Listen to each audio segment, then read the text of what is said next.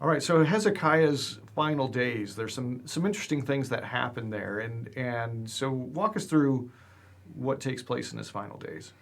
I might start a little bit earlier. Like he originally is told he's going to be having his final days, and just kind of puts it out before God, and God says, "Hey, get your things in order. This is it." And he just pleads, and God actually honors his request and gives him 15 more years of life.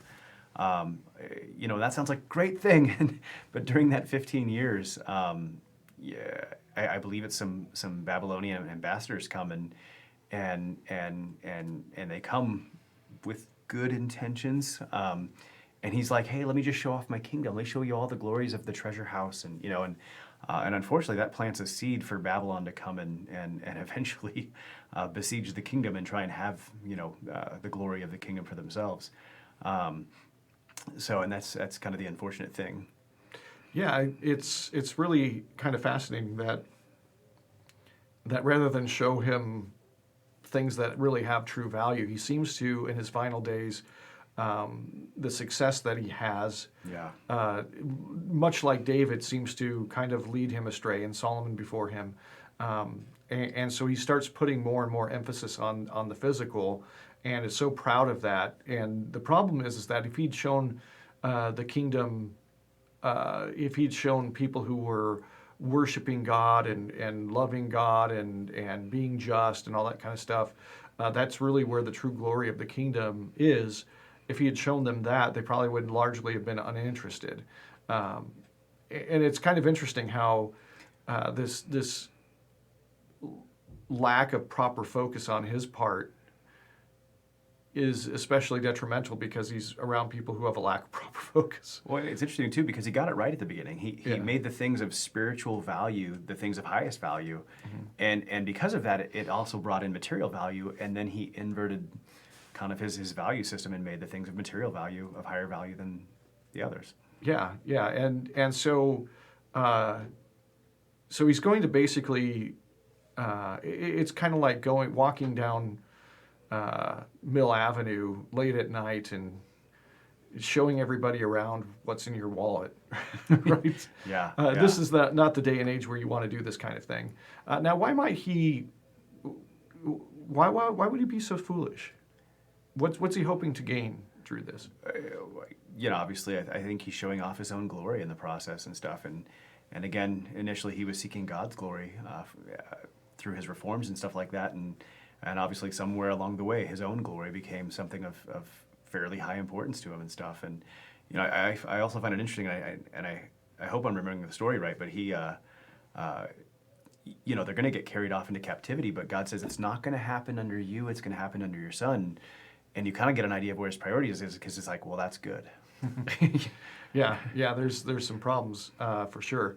Now, he one of the things that it's possible is that he might be trying to inflate his importance in order to get some kind of a covenant with the Babylonians.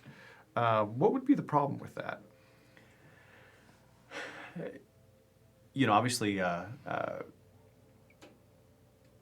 he's began well by putting these reforms into place and putting his absolute trust and reliance on God and things of his sort. And now he's going to kind of be like, well, now I've got to do this on my own and be a very political wheeler and dealer and try and form a covenant with Babylon here and stuff. And uh, there's a place for being politically savvy, I think, but I think he's also crossing the line of now putting the reliance that should be exclusively on God and putting it on this covenant he might make with Babylon.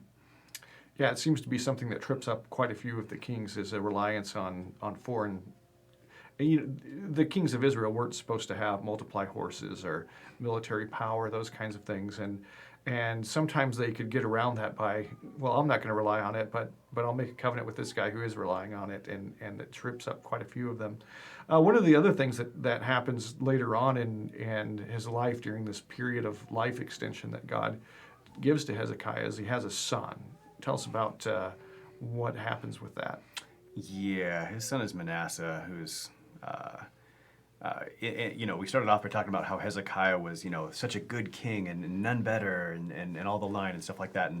And then Manasseh is kind of infamous in the exact opposite way, and he undoes all the reforms. He starts idolatry, and sometimes, when some prophets look bad at who a bad king was, they reference Manasseh even generations after he's gone. Yeah, in fact, I believe the description that the scripture gives him is he was worse than anybody in the north, in fact, and puts his own children through the fire and all that. So he's just a dreadful, dreadful king.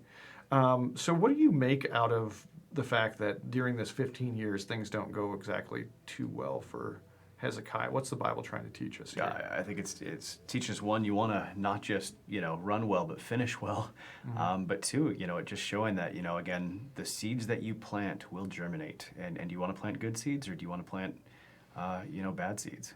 Yeah. There also seems to be something of a trust God that He's got your days numbered well, and obviously God grants His wish to have his days prolonged, but maybe it would have been better for him just to accept. Maybe God knew, and maybe it would be better for him to accept what God had already decreed, and that maybe we should just trust in the grace and mercy of God. That if God says this is what it is, we can say, "Oh man, there must be a good reason for this."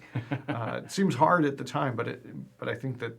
Yeah, it's funny because I've often counseled friends who are in the middle of difficult situations or maybe straying a little bit and stuff, and my go-to response is always just, there's no better life for you to live than one completely surrendered to God's will. That's it. Yeah. And had he done that, things might have turned out a little bit better for them.